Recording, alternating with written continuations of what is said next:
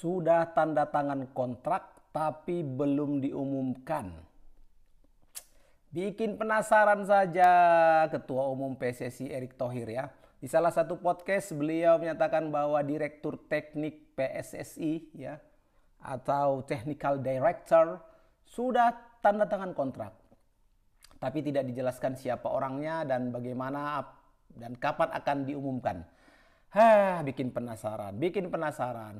Tapi sebenarnya seberapa penting sih direktur teknik itu ada dalam sebuah federasi ataupun dalam sebuah klub sepak bola? Terus apa yang membedakan direktur teknik dengan pelatih atau sebaliknya? Apa fungsi dan peran direktur teknik maupun pelatih dalam sebuah tim? Panjang lebar kita akan bahas seperti apa direktur teknik terlepas siapapun yang akan memangku jabatan direktur teknik di PSSI nantinya. Tapi sebelumnya jangan lupa sobatku untuk bantu like, share, komen dan juga tentunya subscribe video-video Papa Tola. Selamat pagi, siang, sore, malam, kapanpun kalian menyaksikan video ini. Yang pasti di video ini kita akan bicara singkat, padat, jelas apa itu direktur teknik. Jadi direktur teknik sering kita dengar ya bahwa si A diangkat jadi direktur teknik klub B, si C diangkat menjadi direktur teknik di Federasi Sepak Bola Negara X. Tapi pernah nggak bertanya seperti apa sih sebenarnya yang dimaksud dengan direktur teknik itu? Jadi kalau secara pengertian singkat ya, direktur teknik itu adalah jabatan ya, jabatan teknis tertinggi di federasi ataupun di sebuah klub sepak bola profesional, di mana dia bertanggung jawab untuk pengembangan filosofi, strategi, struktur sepak bola.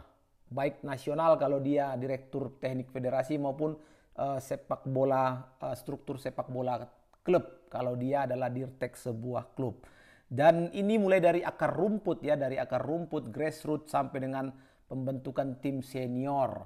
Jadi memang sangat luas sebenarnya cakupan dari seorang direktur teknik. Dan tentu saja jabatan itu penting ya bagi sebuah tim ataupun sebuah federasi. Kita lebih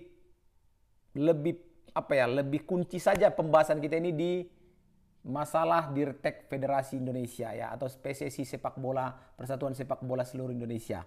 Jadi tugasnya itu pertama bagaimana Dirtek ini ya dengan timnya tentunya menyusun yang namanya filosofi sepak bola nasional. Indonesia sudah punya namanya Filanesia ya, filosofi sepak bola nasional Indonesia. Disingkat Filanesia.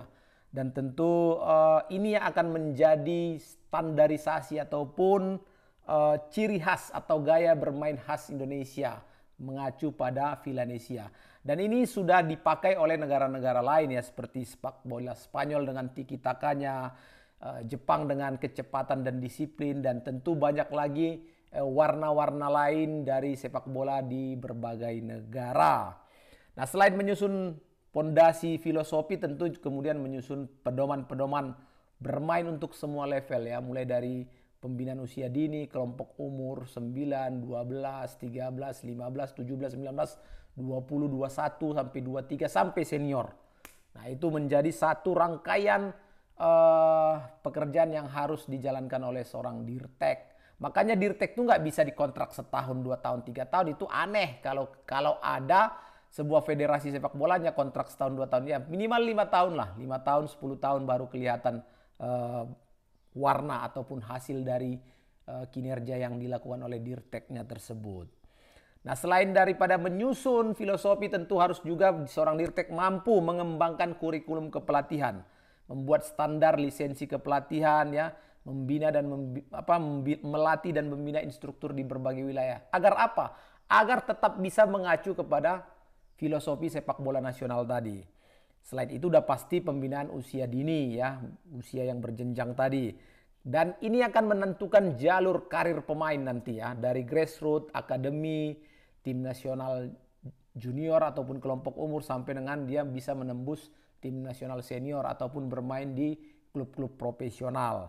Dan kemudian koordinasi dengan tim nasional. Seorang dirtek harus punya kemampuan koordinasi dan komunikasi yang baik dan bagus ya. Karena dia akan menjadi jembatan dari pelatih kemudian juga menjadi jembatan pelatih dengan tim nasional atau dengan pengurus atau dengan manajemen. Dan mengelola kompetisi usia muda, scouting dan talent identification ini juga menjadi salah satu kunci keberhasilan seorang direktur teknik. Harus punya kemampuan dia untuk bagaimana memantau dan mengidentifikasi pemain-pemain berbakat. Jadi sangat disayangkan nanti kalau misalnya jumlah pemain berbakat yang terrekrut atau masuk dalam radar federasi sedikit sekali ya. Ini akan menjadi nilai minus bagi seorang direktur teknik. Tapi semakin banyak dia mampu menyerap, memantau di berbagai daerah, di berbagai wilayah, tentu ini akan menjadi bahan baku stok pemain yang bagus dan melimpah, dan ini akan menjadi satu nilai plus bagi seorang dirtek yang sudah terpilih nantinya. Selain itu, seorang dirtek harus punya kemampuan riset dan menganalisis perkembangan sepak bola. Jadi dia nggak boleh terlalu baku juga dengan konsep sepak bola nasional, tapi tidak melihat bagaimana sekarang konsep sepak bola regional, konsep sepak bola internasional dan global. Nah, ini harus punya kemampuan dia untuk melakukan riset dan melakukan analisis perkembangan sepak bola. Kita punya nama-nama yang keren dulu, seperti di Jerman ya, misalnya seorang dirteknya Hans-Dieter Flick ya, sebelum jadi pelatih dia dulu mengembangkan proyek pembinaan yang melahirkan generasi emas Jerman di 2014. Bayangkan Jerman di tahun 2000 mereka merasa sepak bolanya sedang terpuruk. Kemudian Federasi Sepak Bola melakukan satu langkah luar biasa menunjuk seorang dirtek, dan kemudian hasilnya 14 tahun kemudian Jerman kembali menjadi juara dunia, juara Piala Dunia. Belanda juga punya Hans van Breukelen ya, yang mengembangkan total football dengan konsep modern.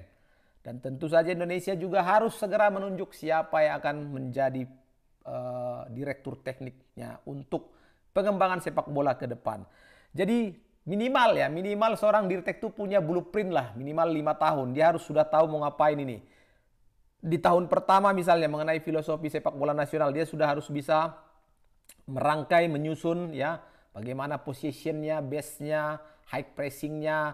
Nah, kemudian tahun kedua sampai ke tahun kelima sebagai implementasi di semua level ya. Di semua level harus sudah bisa diimplementasikan tentang filosofi sepak bola nasional. Belum lagi misalnya di pengembangan pelatih. Tahun pertama bagaimana, tahun kedua seperti apa, tahun ketiga, tahun keempat, tahun kelima.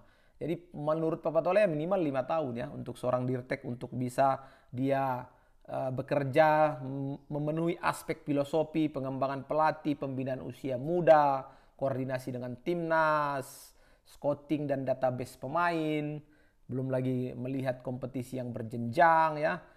Bagaimana dia merancang kompetisi usia muda, menggelar kompetisi U13, U15, U17, kemudian membuat liga elite youth ya. Itu juga sangat penting. Dan kemudian satu lagi riset dan teknologi. Nah, ini juga harus bisa kolaborasi ya, bagaimana membentuk divisi analis dan juga sport science dan juga implementasi big data, di mana dia tadi banyak melakukan ya pengembangan, kemudian juga perekrutan talent scout, dan juga membangun database, dan kemudian bagaimana big data ini dikelola dengan baik agar tidak sia-sia ya. Jadi sobat-sobat, bagaimana kemudian Presiden Federasi dalam hal ini Erick Thohir ya, dia juga harus fokus dalam menjaga misalnya aspek politik sepak bola nasional, aspek bisnis, dan di situ dia harus dibantu oleh seorang dirtek untuk menjadi penghubung antara manajemen dengan tim teknis. Karena pelatih itu fokus pada taktikal pertandingan atau turnamen jangka-jangka pendek saja. Ya, match to match itu dia tugas seorang pelatih. Tapi kalau direktur teknik dia harus mengisi celah ini, menerjemahkan visi federasi menjadi program teknis jangka panjang. Jadi sobat-sobatku semuanya, selain kemampuan sepak bola yang luar biasa dari seorang dirtek juga harus bisa untuk menjadi penjaga jangka panjang. Jadi dia harus benar-benar tahan untuk bisa meneruskan estafet pengembangan sepak bola sebuah negara tadi. Karena pelatih itu bisa diganti, per match bisa diganti seorang pelatih nasional. 2-3 kali match gagal bisa diganti. 1, 2, 3 tahun bisa diganti seorang pelatih. Tapi kalau Dirtek dia harus bisa menjaga program tetap berjalan ya, menjaga kesinambungan program. Dan ini tentu saja menjadi satu hal yang luar biasa bila mana seseorang bisa direkrut menjadi seorang direktur teknik. Jadi kalau misalnya tanpa Dirtek, gimana sih sebenarnya sebuah sepak bola sebuah negara kalau nggak ada Dirteknya? Wah, yang pasti pertama nggak ada filosofi sepak bola nasionalnya. Ini membuat gaya main berubah-ubah karena tidak ada dasar yang jelas, arah yang jelas. Kemudian akhirnya akan menjadi fokus pada hasil yang instan. Jadi mengabaikan permainan, pokoknya hanya tahu menang, menang, menang. Nah, belum lagi kemudian pemain muda tidak siap nantinya untuk level internasional. Kenapa? Karena tidak punya basis data yang kuat ya. Kemudian tidak punya jenjang kompetisi yang jelas kalau misalnya sebuah federasi tidak punya Dirtek. Dan udah pasti gagal ya bersaing di turnamen-turnamen besar itu udah pasti, peluangnya udah pasti besar sekali untuk gagal. Jadi sobat-sobatku itulah dia, mau siapapun yang sudah tanda tangan kontrak yang masih dirahasiakan namanya, yang pasti seperti itulah gambaran seorang direktur teknik di sebuah federasi sepak bola dan juga di klub. Oke sobat, mudah-mudahan informasi ini bermanfaat. Jangan lupa untuk share, like, komen, dan jangan lupa untuk subscribe video-video Papatola TV. Sampai jumpa di video-video berikutnya. See you!